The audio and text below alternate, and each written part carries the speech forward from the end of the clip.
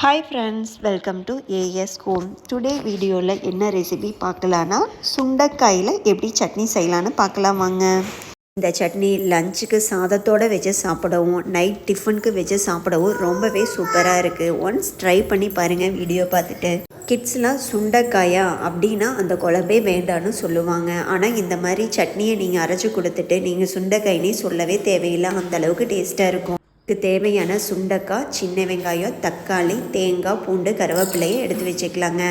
ஒரு கடாயில் 2 spoon oil விட்டு அதில் 2 ஸ்பூன் கடலைப்பருப்பு, 1 ஸ்பூன் உளுந்தம்பருப்பு, இதை நல்லா ஆயில்லையே ஒரு 30% குக் ஆகிற மாதிரி பண்ணுங்கள். ரொம்ப ஃபுல்லாக டீப் ஃப்ரை ஆயிடுச்சுன்னா திரும்ப எல்லாமே இதுக்குள்ளே போட்டு வதங்கும் போது உங்களுக்கு அது கருகிரும். அதுக்காக தான் ஒரு 30% மட்டும் குக் பண்ணுங்கன்னு சொல்கிறேன். அதுக்கப்புறம் ஒரு கைப்பிடி அளவு சின்ன வெங்காயம்.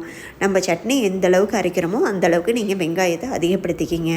இது எல்லாமே எண்ணெயிலேயே நல்லா வதங்கணும். அந்தளவுக்கு நீங்கள் எண்ணெய் கொஞ்சம் அதிகமாக விட்டுக்கங்க. கூடவே கொஞ்சம் கருவேப்பிலை, தேவைக்கு தகுந்த மாதிரி பூண்டு, ஒரு 5லிருந்து 6 பல் போடுறேன் நான் இந்த அளவு சட்னிக்கு.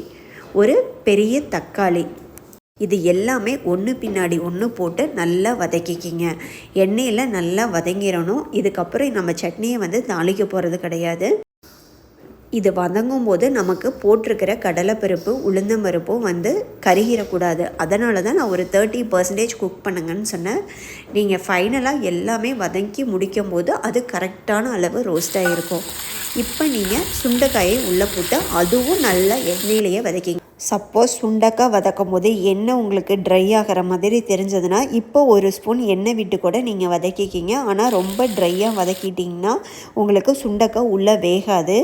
ரொம்ப கொஞ்சம் முத்தின சுண்டைக்காயாக இருந்தால் நீங்கள் சாப் பண்ணி கூட போட்டுக்கோங்க. 2ஆக கட் பண்ணி போடுங்க. இல்லைன்னா உரலில் தட்டி நீங்கள் உள்ளே கொட்டிக்கிங்க.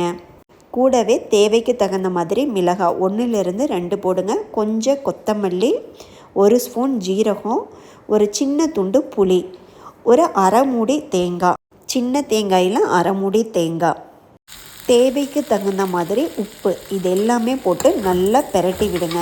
இப்போ இந்த தேங்காயும் இதோடு சேர்ந்து ஒரு 2 நிமிஷம் நல்லா வதங்கட்டும். அதுக்கப்புறம் நம்ம மூடி போட்டு கொஞ்சம் நேரம் மூடி வச்சிடலாம். உங்களுக்கு சுண்டைக்காய் உள்ளே நல்லா வேகணும். இல்லைன்னா உங்களுக்கு அந்த காரல் மாதிரி கொஞ்சம் டேஸ்ட் வரும். அதுக்காக தான் சுண்டைக்காயை நல்லா வேக விடணும்னு சொல்கிறேன். ஆனால் இந்த மாதிரி வேகிறதுக்கு கொஞ்சம் டைம் எடுக்கும். அதனால் நீங்கள் முடிஞ்சால் சாப் பண்ணி கூட போட்டுக்குங்க, சீக்கிரமாக வெந்துடும். பாருங்கள், இது எல்லாமே நல்லா வெந்து முடிக்கும் போது அந்த கடலைப்பருப்பு எந்த அளவுக்கு உங்களுக்கு நல்லா ரோஸ்ட் ஆகிருக்கு. இப்போ கலர் சேஞ்சஸ் தெரியுதா? இப்போ எல்லாமே நல்லா மிக்ஸ் ஆகி லைட்டாக குக் ஆகிருச்சுங்க. இப்போ நம்ம ஆற விட்டுறலாம். ஸ்டவ் ஆஃப் பண்ணிவிட்டு ஒரு 15 மினிட்ஸ் நல்லா ஆற விட்டுட்டேங்க. அதுக்கப்புறம் ஒரு மிக்ஸி ஜாரில் சேஞ்ச் பண்ணி இதை நல்லா அரைச்சி எடுத்துக்கலாம்.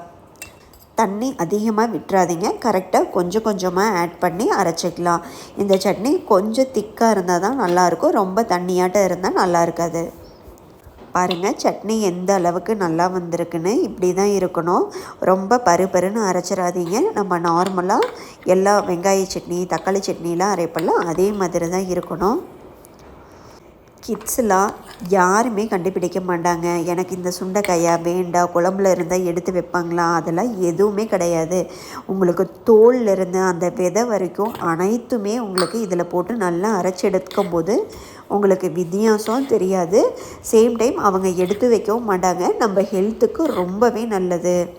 உங்களுக்கே தெரியும் நம்ம இப்போ சாப்பிட்ற ஸ்நாக்ஸில் எந்த அளவுக்கு கேன்சர் அதிகமாக வருதுன்னு. இந்த மாதிரி சட்னியை வீக்லி ஒன்ஸ் கம்பல்சரி நீங்கள் கொடுத்து பழகிட்டு வந்தீங்கன்னா அந்த மாதிரி வராமல் இருக்க அவாய்ட் பண்ணலாம். நான் இந்த சட்னியை இன்றைக்கி லஞ்சுக்கும் வச்சுட்டேங்க. ஈவினிங் டின்னருக்கும் சேம் இதே சட்னி தாங்க. ரெண்டுக்குமே ரொம்பவே சூப்பராக இருந்தது. இந்த ரெசிபி உங்களுக்கு பிடிச்சிருந்தால் ஒன்ஸ் ட்ரை பண்ணுங்கள். உங்கள் ஃப்ரெண்ட்ஸ்க்கும் ஷேர் பண்ணுங்கள். வீடியோவை லைக் பண்ணிவிட்டு சப்ஸ்கிரைப் பண்ணிடுங்க. தேங்க்யூ. தேங்க்ஸ் ஃபார் வாட்சிங்.